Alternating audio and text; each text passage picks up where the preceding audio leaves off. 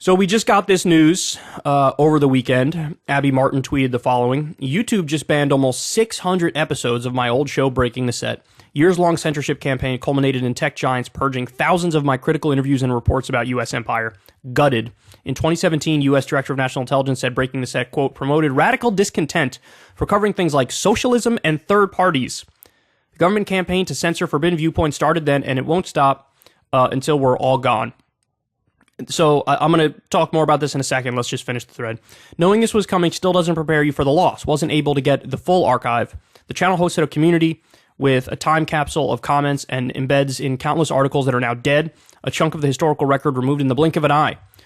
And then she says, this is a welcome development. Looks like I'll be able to get an archive of Breaking the Set. Sign up here to get notified when that happens and updates on my current work. Okay, so let's go through this here. Now, Breaking the Set on RT is actually the first time I ever heard of Abby Martin. And I watched her show every now and then, and without fail, she really did a phenomenal job. I mean, she is wonderful.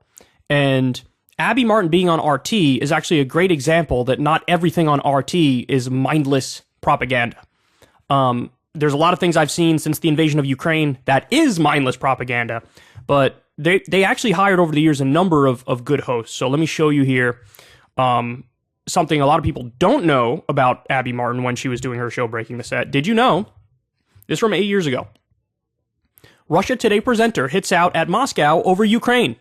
Abby Martin, American anchor on Russian state TV channel, to be sent to Crimea after criticizing military intervention. So, Abby Martin criticized Vladimir Putin invading Crimea. She did it on RT. Talk about, like, she got some balls on her, Abby does. So Abby criticizes Putin while on RT, and the Russian government responds to that and says, well, maybe we'll send her to Crimea so she understands what's really going on.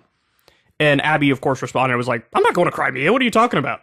And then I think she lost her job soon thereafter. Now, and I think it actually was related to what she did here. So she took a stand and she was kicked out. But this shows you the entire time Abby Martin had principles and was willing to speak her mind no matter who she was criticizing. And she felt obligated being on RT, you know, hey, I got to tell everybody what I really feel about the Russian invasion of Crimea. And she comes out and says, this is wrong. This is bad. It's illegal. It's aggressive. And she suffered the punishment for it. But Abby is no holds barred.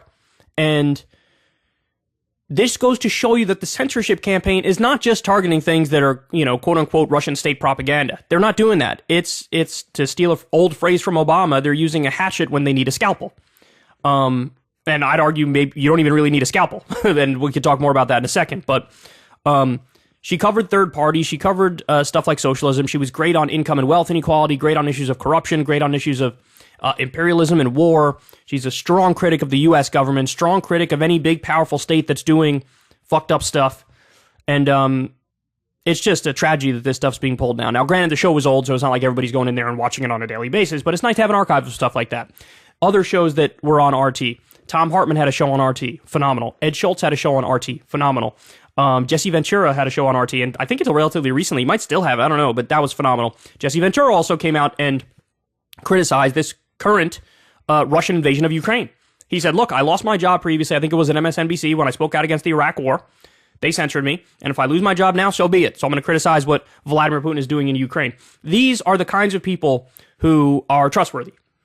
Now, Jesse has some stuff on conspiracy theories that I think go too far, but at least you know everything he says is coming from a place of honesty and authenticity, whether or not you agree or disagree with him. In the case of Abby Martin, exact same thing. Exact same thing.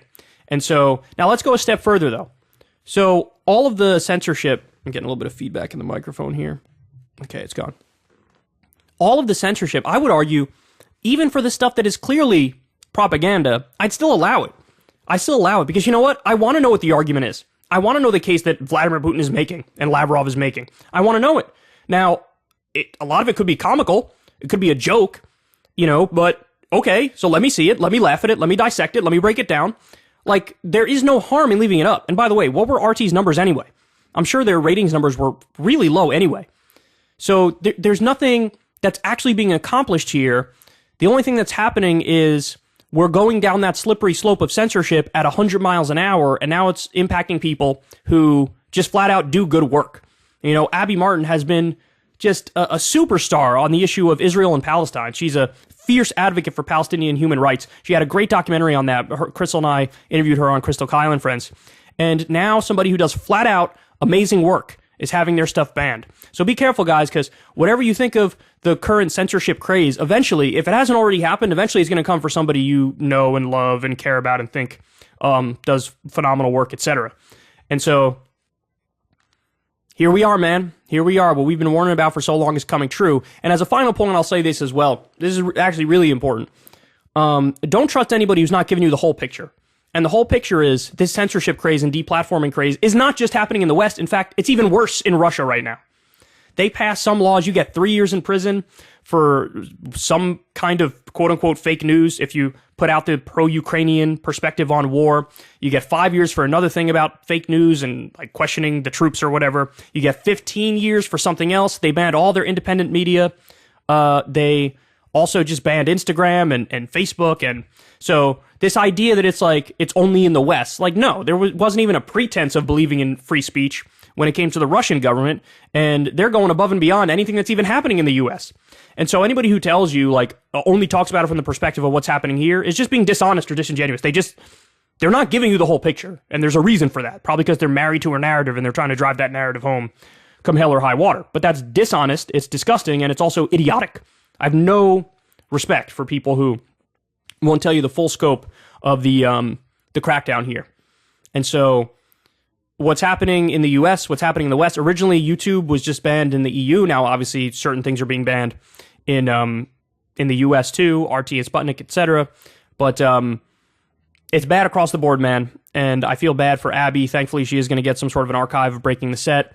And I don't like what I'm seeing. I do not like what I'm seeing. And actually, I have one more thing here for you. YouTube flags Oliver Stone's Ukraine documentary. So YouTube is pulling down, I think it's called Ukraine on Fire. It's an Oliver Stone documentary. Now, granted, that documentary it was before the invasion that the documentary was done. And it definitely gives more of the pro-Russian perspective on the situation. So agree or disagree with it, and I'm sure there are parts I'd agree with and parts that I disagree with it. I haven't watched it. I think Crystal watched it, but I haven't watched it. But either way, regardless of what you think of it, the idea to just pull it down, again, is psychotic.